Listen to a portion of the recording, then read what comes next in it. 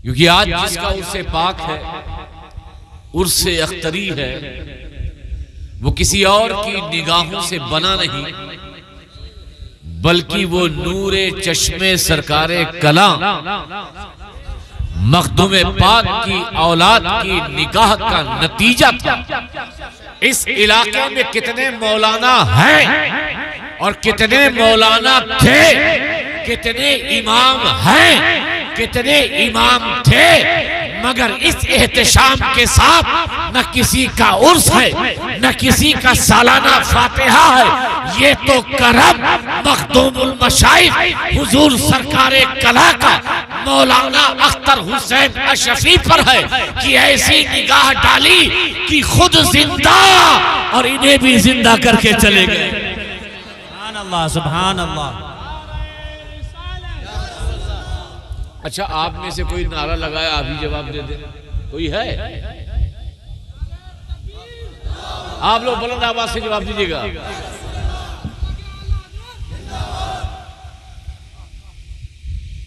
तो ये सरकारे कला का करम है, और जब बुजुर्गों का करम होता है, आप वली जानते हैं?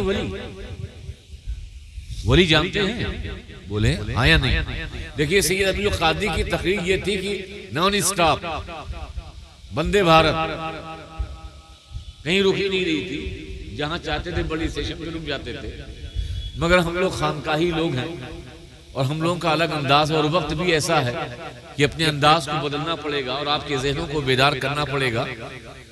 वली जानते हैं? हाँ नहीं बोलते रहे, सभी बोले जानते हैं।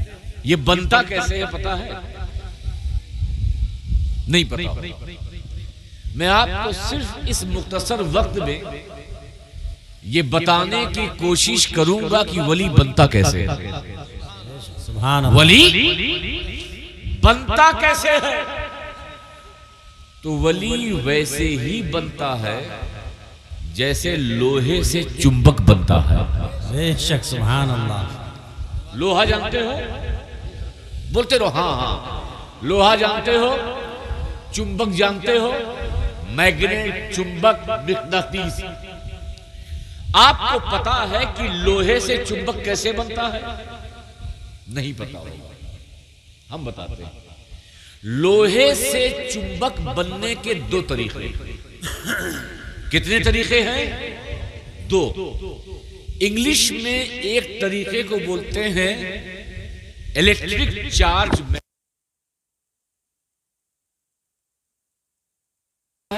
लोहे से चुंबक बनाने के दो तरीके हैं। एक तरीका है electric charge method. Electric charge method यानी किसी लोहे को लिया जाता है, उस लोहे को बहुत ही ज्यादा ठंडा किया जाता है, -55 डिग्री, इस कदर उसे ठंडा किया जाता है। जब लोहा खूब ठंडा हो जाए, बर्फ से ज्यादा ठंडा हो जाए, तो उस लोहे पर बिजली दौड़ाई जाती है। लोहे पर क्या दौड़ाया जाता है? बिजली। बिजली का करंट इतना दौड़ाया जाता है, इतना दौड़ाया जाता है, इतना दौड़ाया जाता है कि पहले वो लोहा था, ना बगल वाला लोहा सुनता था, ना इधर वाला लोहा सुनता था, ना उधर वाला लोहा सुनता था। लेकिन जैसे ही ये ठंडा हुआ, बिजली करंट इस पे दौड़ाया गया, अब ये लोहा नहीं रहा, अब ये मैग्नेट हो गया। पहले इस लोहे के करीब कोई लोहा नहीं आता, अब मैग्नेट हो गया। आसपास के जितने भी लोहे सब इससे चिपक रहे हैं, सब इससे मिल रहे हैं। जो दूर थे करीब आ रहे हैं। बिला तमसील व तशबीह, इंसान, अहले ईमान सब एक है। उन अहले ईमान में अल्लाह ताला कुछ लोगों को चुनता है, उनके जलाल को खत्म करता है, ऐसा खत्म करता है कि जलाल को जमाल में बदलता है। इबादत, रूहानियत, तरीकत, नमाज, रोजा, तकवा, तहारत का करंट ऐसा दौड़ाया जाता है कि वो पहले आम इंसान होते हैं, लेकिन जब रूहानियत का करंट गुजरता है तब आप इंसान नहीं बल्कि वक्त का गौसे आजम होता है, वक्त का गरीब नवाज होता है, महबूब इलाही होता है, साबिर कलियरी की जात। सुभान अल्लाह, सुभान अल्लाह।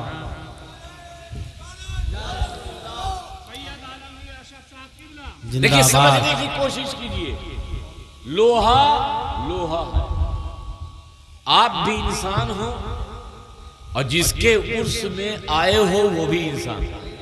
ए भाई, इसका इको कम कर दो, जो आवाज आती है उसको कम कर दो। आप भी इंसान हो कि नहीं? बोलो। जो लेटे हुए हैं वो भी इंसान है कि नहीं? आप भी मुसलमान हो, जो लेटे हुए हैं वो भी मुसलमान हैं। आप मर जाओगे, पता नहीं कोई आपकी कब्र पे फातिहा पढ़े या ना पढ़े, मगर ये दुनिया से गए हैं हजारों लोग, उनकी कब्र पे फातिहा पढ़ रहे हैं। क्यों? इसलिए कि ये रूहानियत के मिकनातीस है। जिस तरह चुंबक का काम ये है कि हर लोहे को जो आसपास की चीज होती है अपने करीब करता है, ऐसे ही रूहानी वलियों का काम ये है कि जो भी आसपास गुजरता है तो उसे दूर नहीं जाने देता, बल्कि अपनी रहमत के करीब करता है, रूहानियत के करीब करता है, करम के करीब करता है, फैजान के करीब करता है, ताकि वो उसके जरिए फैज हासिल करे। सुभान अल्लाह, सुभान अल्लाह। एक तरीका ये है कि मुत्तकी, तकवा, तहारत, नमाज, रोजा, हज, ज़कात, इसके बाद वो वली बनता है। जब वली बन जाता है तो आसपास की चीजें, अल्लाह के बंदे उस मिकनातीसी रूहानियत पावर के करीब होती है। लेकिन ये बताओ, क्या आपके दिल में ये ख्वाहिश है कि नहीं कि हम भी वली बन जाएं? है? अरे बोलो ना। लेकिन आप सोचते हो यार हम वली कैसे बने? न रात भर हम इबादत कर सकते हैं, न इस कदर हमारे पास तकवा है, न तहारत है, न वो बुजुर्गी है, न वो कमाल है, न वो तरीका है, तो हम कैसे वली बने? भाई, हर लोहे को चुंबक नहीं बनाया जाता, कुछ खास ही लोहे होते हैं। देखा ये जाता है कि ये ठंडा होने की सलाहियत रखता है या नहीं, देखा जाता है कि ये बिजली के करंट को बर्दाश्त करने की सलाहियत रखता है या नहीं। ये तो बर्दाश्त कर गए, अल्लाह के वली हो गए, मगर तुम्हारी हालत ऐसी नहीं है। एक ही करंट दौड़ाया जाए तो पता नहीं तुम्हारा हाल क्या हो। लेकिन दिल में ख्वाहिश है कि हम भी वली बने, दिल में ख्वाहिश है कि हमारे भी तो करीब लोग आए। तो एक दूसरा तरीका है जिसको कहते हैं स्ट्रोक चार्ज मेथड। आपने देखा होगा, बचपने में हम तो देखते थे, रेडियो जब बिगड़ जाती थी तो रेडियो वाले की दुकान पे जाते थे। वो रेडियो का पिछला हिस्सा खोलता था और अपने स्क्रू ड्राइवर से स्क्रू निकालता था। अब वो स्क्रू जो है अंदर चला जाता था, रेडियो के अंदर चला जाता था। तो देखा मैंने कि जब स्क्रू छोटा सा अंदर चला गया तो अपने स्क्रू ड्राइवर को ऐसे डाला, वो स्क्रू ऐसे लटकता हुआ नजर आ रहा है। ऐसा होता है कि नहीं? जी बोलो जी। छोटा सा स्क्रू उस स्क्रू ड्राइवर से लटका हुआ है, चिमटा हुआ है, लगा हुआ है। मैंने सोचा ये स्क्रू ड्राइवर तो लोहा है, ये खासियत तो चुंबक में होती है, स्क्रू ड्राइवर में कहां से ये खासियत आई? ये मैग्नेट तो है नहीं, ये स्टील है, ये लोहा है। इसके अंदर खासियत कहां से आई कि जो छोटे छोटे स्क्रू को अपने से चिमटा के रखा? तो उस रेडियो वाले ने जवाब दिया, असल में इस लोहे के अंदर ये ताकत नहीं है कि ये चुंबक बन सके, इस स्क्रू ड्राइवर के अंदर ये ताकत नहीं है कि मिकनातीस बन सके, इस स्क्रू ड्राइवर के अंदर ये ताकत नहीं है कि ये मैग्नेट बन सके। हाँ, मैंने एक काम ये किया है कि रात को इस पेचकश को उसके साउंड के ऊपर रख दिया और साउंड के ऊपर जो गोल गोल पीली पीली सी चीज है वो मैग्नेट थी। रात भर ये स्क्रू ड्राइवर उस मैग्नेट के साथ चिपका रहा, उस मैग्नेट के साथ लगा रहा, उस मैग्नेट की सोहबत में रहा, उस मैग्नेट की बारगाह में रहा। सुबह उठा तो अब इस स्क्रू ड्राइवर का आलम यह हो गया कि इसके अंदर भी थोड़ा कमाल पैदा हो गया, इसके अंदर भी थोड़ा जौहर पैदा हो गया, इसके अंदर भी जो उस मैग्नेट के अंदर कमाल था कि ये तो बड़ी बड़ी चीजों को अपनी तरफ तो खींच नहीं पा रहा है, मगर छोटी छोटी चीजों को अपने अंदर खींचता जरूर है। इसीलिए मैं समझाना चाहता हूं, अरे वो गौसे आजम की जात हो, गरीब नवाज की जात हो, महबूब इलाही की जात हो, मखदूम सिमना की जात हो, हम शबी है गौसे जीला की जात हो, हुजूर सरकारे कला की जात हो, ये तो मैग्नेट पावर है। तुम ऐसे बन नहीं सकते, लेकिन तुम ये चाहते हो कि तुम्हारे अंदर भी कमाल आए, तुम ये चाहते हो तुम्हारे अंदर भी जौहर है, तो तुम्हें कुछ करने की जरूरत नहीं है। सरकारे कला की बारगाह के नौकर बन जाओ, गौसे आजम की बारगाह के गुलाम बन जाओ, इस मौलाना अख्तर हुसैन अशफी की बारगाह के मुजावर बन जाओ। अरे 24 घंटा इनकी बारगाह की मुजावरी करोगे तो तुम्हारे अंदर भी कुछ ना कुछ फैज हासिल होके रहेगा। बेशक बेशक, सुभान अल्लाह सुभान अल्लाह। याद रखिए, सारे जो हैं दुनिया में आने के बाद वली नहीं हुए, कुछ ऐसे भी हैं जो दुनिया में आने से पहले वली थे। बेशक, दुनिया में आने से पहले वली, मां के पेट में है तभी वली। हुजूर गौसे आजम अल्लाह के वली थे हैं, मगर दुनिया में आने के बाद तकवा और तहारत और नमाज रोजे के बाद वली नहीं बने, बल्कि जब मां के पेट में हैं तभी से मेरा गौसे आजम अल्लाह का वली था। और जब 4 साल 4 महीने 10 दिन के हुए, हाफिज जी आए, कहा अब्दुल कादिर शुरू करो, कहा पढ़ो औज़ु बिल्लाहि मिनश शैतानिर रजीम। अब्दुल कादिर जिलानी से किसने कहा? उस्ताद ने, हाफिज जी ने। आज बिस्मिल्लाह ख्वानी है, आज बिस्मिल्लाह ख्वानी में अब्दुल कादिर जिलानी को उस्ताद जी इसको बुलाया जाए। उस्ताद ने कहा, हाफिज जी ने कहा औज़ु बिल्लाहि मिनश शैतानिर रजीम। तो जानते हो 4 साल के अब्दुल कादिर जिलानी ने क्या कहा?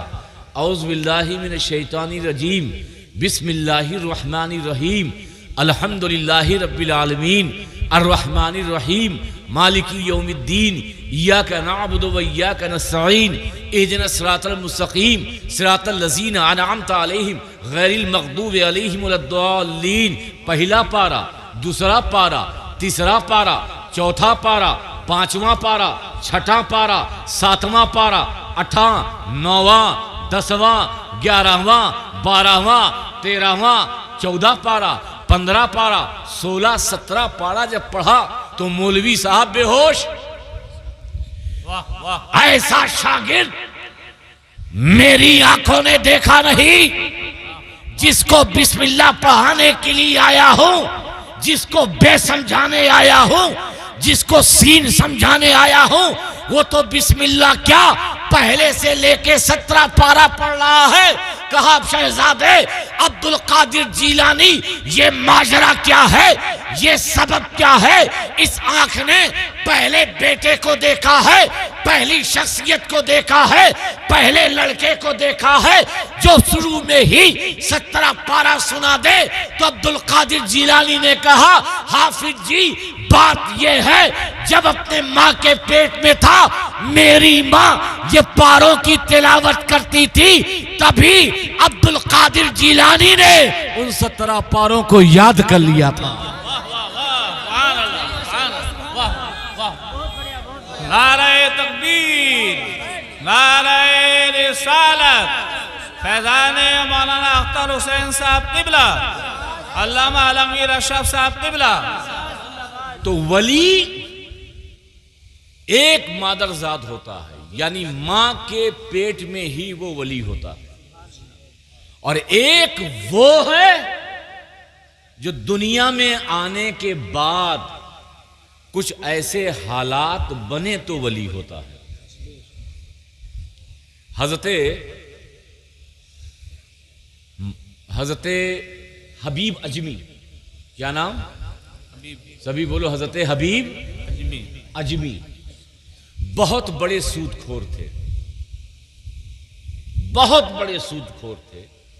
इतने बड़े सूदखोर थे कि जहां सूद की रकम लेने जाते थे, अगर रकम नहीं मिलती तो जो गए हैं उसका भी एक्स्ट्रा सूद लेते थे। हबीब अजमी जब अपने घर से, मोहल्ले से, मैदान से गुजरते थे तो मोहल्ले के बच्चे जानते हो क्या कहते थे? ऐ बच्चों, हबीब से दूर भागो, अगर कहीं इसके दामन की हवा भी लग गई तो हम सब भी गुनहगार हो जाएंगे। इस कदर हबीब अजमी का जुर्म और गुनाह और आपका सूदखोरी का ये अमल आम था कि सिर्फ बड़ों की जबान पे नहीं बल्कि बच्चे भी ये जानते थे कि बहुत बड़ा गुनहगार है, बहुत बड़ा पापी है, बहुत बड़ा गुनहगार है, सूदखोर है, उनसे आप भागते थे। तो एक दिन हबीब अजमी एक शख्स के वहां गए और कहा कि मुझे सूद की रकम दो। उसका शौहर नहीं था। औरत ने कहा मेरा खाविन, मेरा पति नहीं है। कहा नहीं है तो क्या हुआ, हबीब तुम्हारे दरवाजे पे आया है, जो कुछ भी हो उसका सूद तुम मुझे दो। कहा मेरे पास कुछ नहीं है, मैं हांडी में खाना बना रही हूं, सालन बना रही हूं, बच्चे भूखे हैं। कहा अच्छा सालन बना रही हो, वो हांडी मुझे दे दो, तेरे बच्चे भूखे रहें या ना रहें मुझे उससे कोई मतलब नहीं, हबीब आया है तो कुछ ना कुछ लेके जाएगा। हबीब अजमी ने वो सालन लिया, पतीली ली, अपने घर आए। घर आने के बाद जब दस्तरखान लगाया, खाना खाने के लिए बैठे तो जैसे ही पतीली से ढक्कन हटाया तो देखा कि वो सारा सालन खून बन गया है। क्या बन गया है? खून। हमारे सामने तो हजारों नसीहतें होती हैं मगर फिर भी हमारे दिल नहीं बदलते। मगर पहले के लोग वो थे कि अगर एक भी वाकया उनके सामने ऐसा हो जाता था तो दिल की दुनिया ऐसे बदल देते थे कि आज भी लोग उनके बदलने की वजह से उन्हें याद करते हैं। हबीब अजमी ने तौबा की और कहा अल्लाह तू गवाह रहे, जिस को मैंने कर्जा दिया है सारे लोगों के कर्जे को मैंने माफ किया। सभी बोल दो। पूरी जवानी गुनाहों में गुजरी, सूदखोरी में गुजरी, मगर एक वक्त आया खुदा की बारगाह में तौबा की। अब वही हबीब अजमी सुबह उठते हैं तो अपनी गलियों से गुजरकर मैदान से जाते हैं तो मोहल्ले के बच्चे कहते हैं ऐ बच्चों आओ जरा हबीब अजमी के करीब आओ, अगर आज उसके दामन की हवा लग जाएगी तो अल्लाह हमें भी वलियों में शामिल फरमा लेगा। सुभान अल्लाह, सुभान अल्लाह, वाह वाह वाह। कल तक वो गुनहगार, कल तक वो पापी थे, मगर सच्ची तौबा की, ऐसी सच्ची तौबा कि अल्लाह ने सिर्फ उन्हें उन गुनाहों को माफ ना फरमाया बल्कि अल्लाह ने वलियों का सरदार बना दिया, वलियों की जमात का अमीर बना दिया। और ऐसा अमीर बनाया कि पूरी दुनिया को खबर कर दी कि अब हबीब जो गुनहगार था, हमने उसके गुनाहों को माफ कर दिया और अपना उसे प्यारा बंदा बना लिया। सुभान अल्लाह, सुभान तो अल्लाह। आप देखिए, कुछ बंदे हैं जो गुनहगार होते हैं, या तो अमल के जरिए या तो तकवा के जरिए, ये खुदा का खास फजल होता है, तब जाकर के वो वली बनते हैं। मगर कुछ जात ऐसी है, चाहे गौसे आजम हो, चाहे गरीब नवाज हो, चाहे मखदूम सन्ना की जात हो।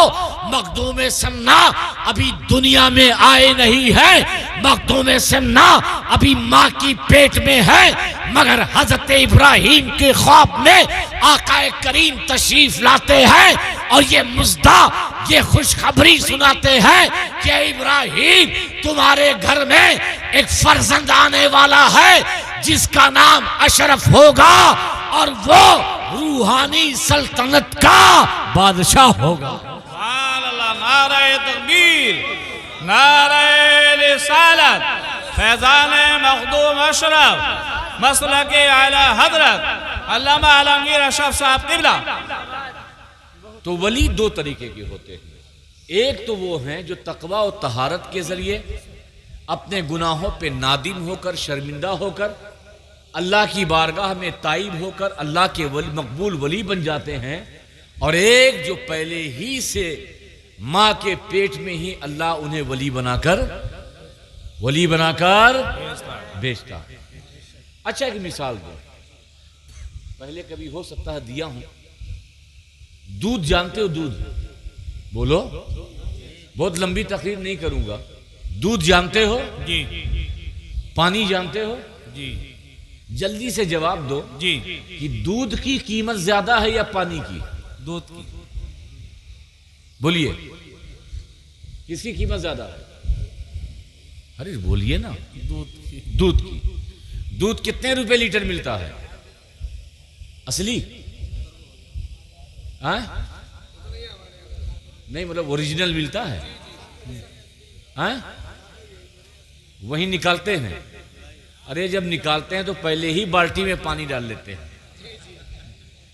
मैंने आज तक असली दूध देखा ही नहीं।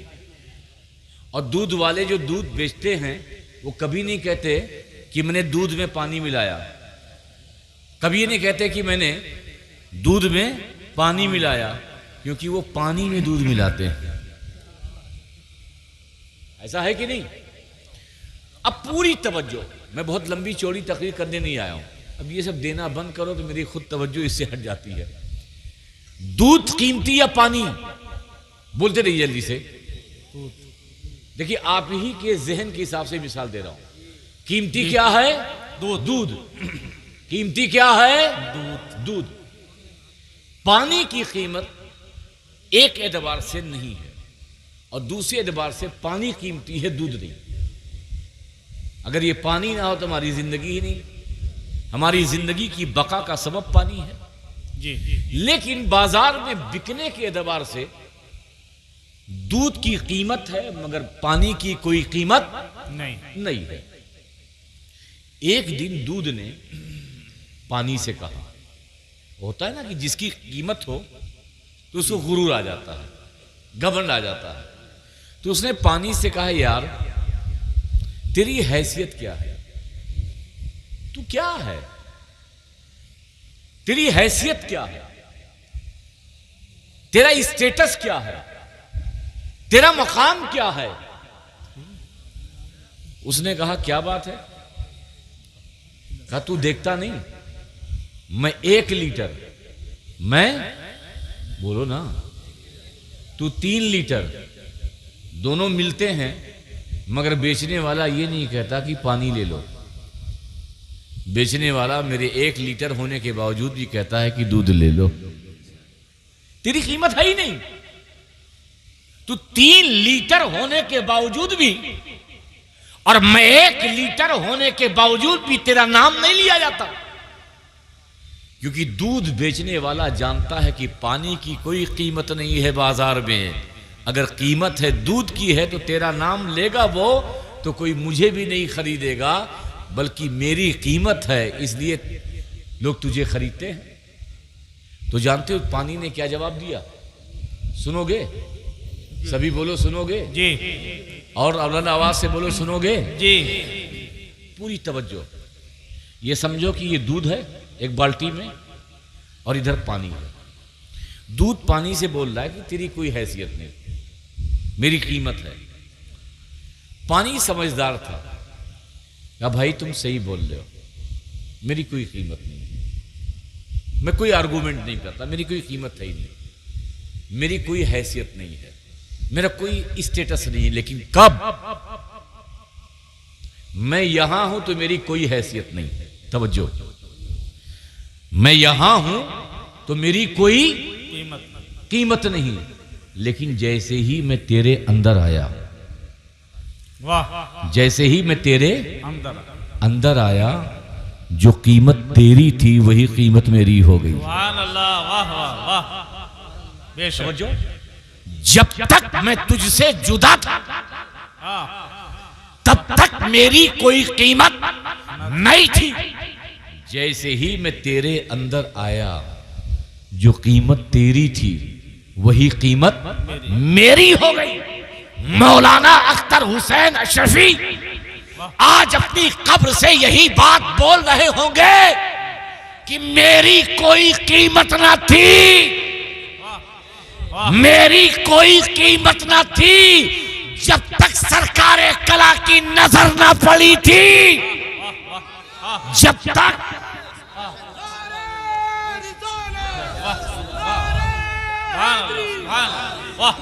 मेरी कोई हैसियत ना थी, कोई कीमत ना थी, जब तक सरकारे कला की नजर ना पड़ी थी। अरे जैसे ही मेरे मुर्शिद ने मुझे अपना बना लिया तो कुछ ना कुछ कीमत ए हाथपुर में मेरी भी हो गई है। नारे तकबीर, नारे रिसालत, फैजाने सरकारे कला अल्लामा अख्तर हुसैन साहब किबला, अल्लामा आलमगीर अशरफ साहब किबला। अगर तुम भी चाहते हो कीमती बन जाओ, चाहते हो जी, चाहते हो जी, अगर तुम भी चाहते हो तो कीमती बन जाओ तो इनके करीब आ जाओ, सुभान अल्लाह, इनके करीब आ जाओ। ये गौसे आजम रब की बारगाह में कीमती है, गौसे आजम के करीब आ जाओ। ये गरीब नवाज रब की बारगाह में कीमती है, मोइनुद्दीन हसन संजरी के करीब आ जाओ। ये महबूब इलाही रब की बारगाह में रब के करीब है, कीमती हैं। हजरत निजामुद्दीन औलिया के करीब आ जाओ। कसम खुदा की, इनके कुर्ब में आने के बाद कुछ ना कुछ कीमत तो तुम्हारी भी हो जाएगी।